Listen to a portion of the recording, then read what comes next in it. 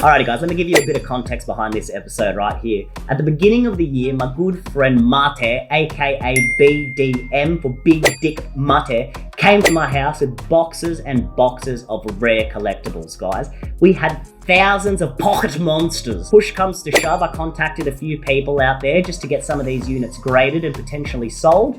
We eventually got on the buzzer to Khalil from Slab. He actually gave us the most professional and friendliest advice we've ever received in relation to our pocket monster cards. We had the first edition shadowless set, the first edition fossil set, first edition jungle set, first edition Team Rocket set, PSA, naughty! Alrighty guys, this looks so succulent. Oh, this is succulent, look at that. Some nice slabettes right there, guys. Some bricks, brick daddy. Slabettos, if you will. First graded slabette of the day is none other than Dark Raichu from the first edition Rocket set, guys. And as you can see, we've got a 9 mint there. Craven. We've got...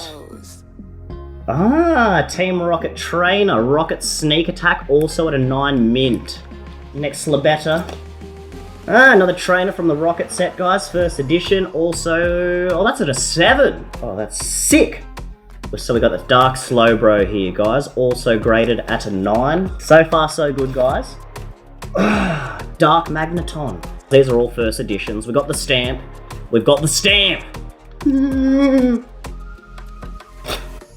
Ooh, Dark Machamp. And he came in at a nice 8.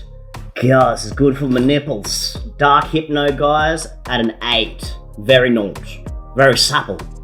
Next one, Dark Gyarados at a 9 mint. That's very naughty, guys.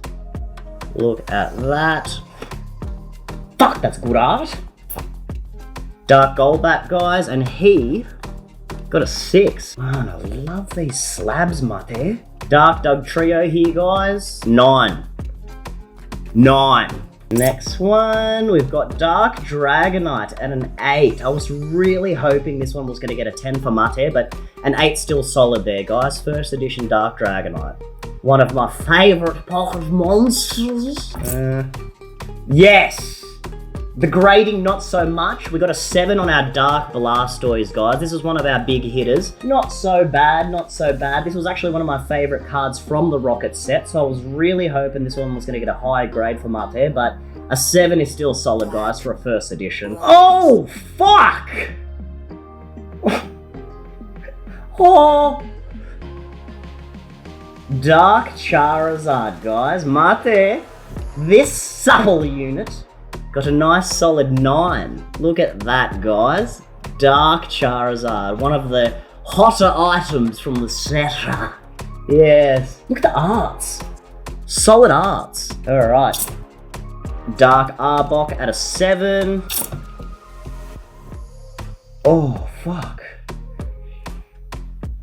Jesus. Alright guys, we've struck one of our 3 Charizards. This one's the base set, not the first edition. We've got a 4 on this unit, guys. So the first out of our 3 Charizards, we've got a 4. One of the Charizards being the first edition Shadowless with the stamp, but we'll get to that, but yeah. 4 on the base set Charizard there, guys. So nothing crazy. Oh! My favourite card growing up, guys, from the starting 3. I'm talking Blastoise. We've got a nice 5 for that. Is this the... okay, we've got a first edition as well, guys. So this is the base set Blastoise. Another base set Blastoise, once again, coming in with that hot 5. I'm really hoping for a higher grade on the first edition there, guys, but can't complain with a 1999 base set Blasty at a 5. Can't complain. Don't want to be a selfish boy. Alright, second Charizard of the day, guys. Base set, not the first edition yet, and we've got a 4 on that one. So, once again, slightly below the average in grade there, but it's still a Charizard nonetheless, guys. To get your supple palms on one of these units is not too cheap these days, so you've got to love a 4 on that one. Come on. Ooh, base set Venusaur, guys, at a 5. Got a 5 on that joint. That's solid, man. Venusaur solid. 5, decent. personally think that should have got a higher grade, to be honest, but I'm no professional, guys, and I'm quite biased because these are my mates. Oh! First edition Dark Alakazam, graded at a 7. Not bad, not bad. First edition holographic Zapdos at a number 5. Yes, yes, yes, yes. Oh yes, please, you supple lord, you. First edition Venusaur, graded at a nice, delicious 6. A 10 would have been nice, but a nice, delicious 6 is still succulent to my pouch. Alrighty guys, first edition Raichu, graded at a 2. I've not even seen that. First edition Poliwrath, rated at a 5. Ninetales, rated at a 7. Here. Nidoking first edition, graded at a 6, not too bad. I do love me some Nidoking. Oh, my favourite pocket monster! This is my favourite pocket monster! Alrighty guys, we've got first edition Mewtwo here. The clone himself at an 8!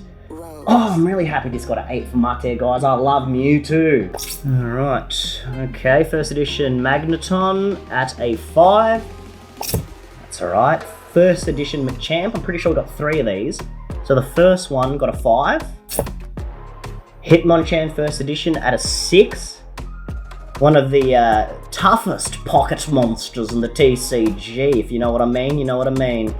Clefairy first edition at a 4. Chansey first edition at a 4. Please!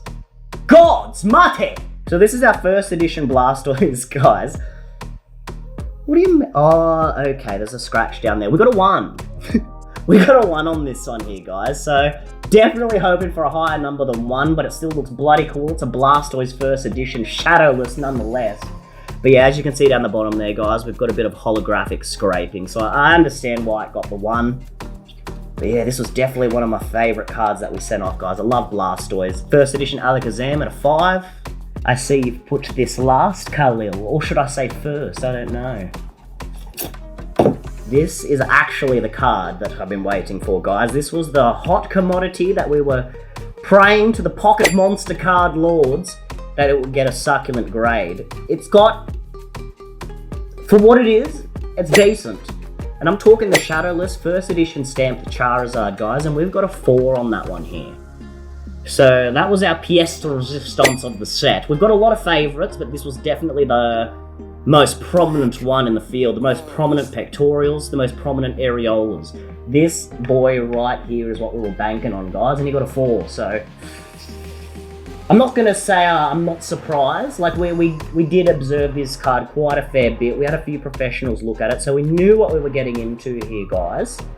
But yeah, solid 4. But like I said, I can't be greedy, guys. At the end of the day, this is a first edition shadowless Charizard. Everyone, 4, Mate, 4. Yes.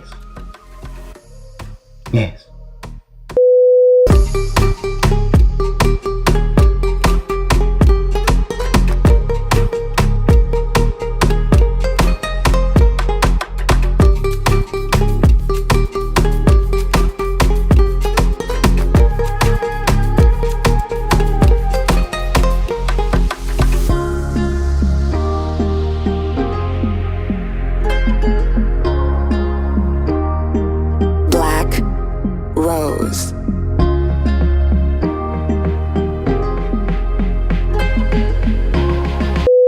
The first Grail today is Spider-Man #1. This is the gold edition, signed by Todd McFarlane and Stan Lee. If you don't know who Todd McFarlane is the guy who created Spawn, and yes, he is also the creator of Venom. After creating Venom, Todd McFarlane was assigned to create Spider-Man, not Spectacular Spider-Man, not the Amazing Spider-Man, but just Spider-Man. And this was groundbreaking at the time and shattered all comic book record sales.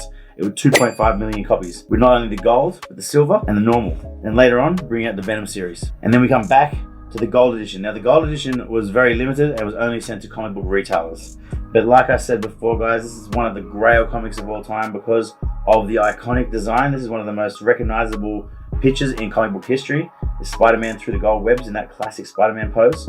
Signed by Todd McFarlane, the creator, and Stan Lee, the godfather of comics. Next Grail today is Venom #1, signed by Stan Lee and Todd McFarlane, the creator of Venom.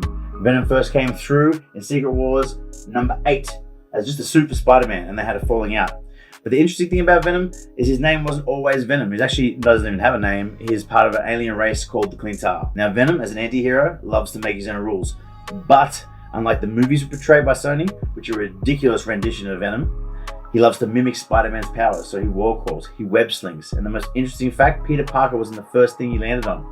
Deadpool was the first person that Venom symbiote landed on. Now, Iron Man number 1. This Grail is very important, a pivotal part in Marvel's history, created by Stan Lee to challenge readers' perceptions. He wanted to create a character that nobody would like.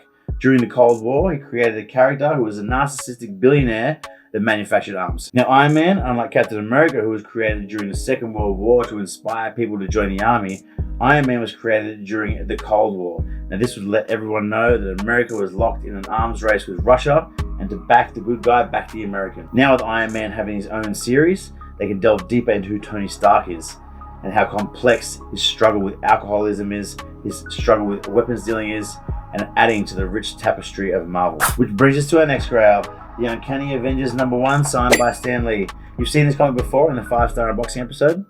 We got James to send it off to CBCS for grading, and it came back at a 9.6, which is fantastic. Thanks to James getting it repressed.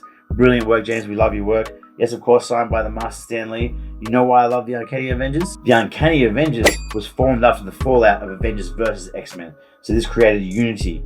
So the stars of the comic being Havoc, which is Alex Summers, Scott Summers' brother, the brother of Cyclops. Scarlet Witch, which is Wanda Maximoff, who is, of course, Magneto's daughter.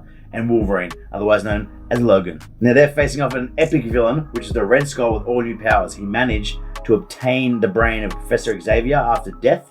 The comic starts out with the funeral of Professor Xavier, and he uses that brain to give himself unlimited psychic powers. Now these Grails are very special. You might have seen this one and this one before in previous episodes, but together they make 2 of a 4-part series. Now James from Penny's Paper Shop had this sent off, came back 8.5. This is X-Men number 1 signed by Stan Lee. This is also X-Men number 1 signed by Stan Lee.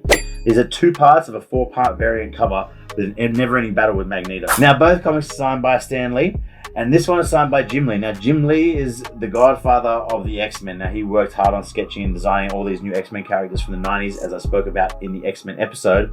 But I want to tell you one more fact. Jim Lee is now the president of DC Comics.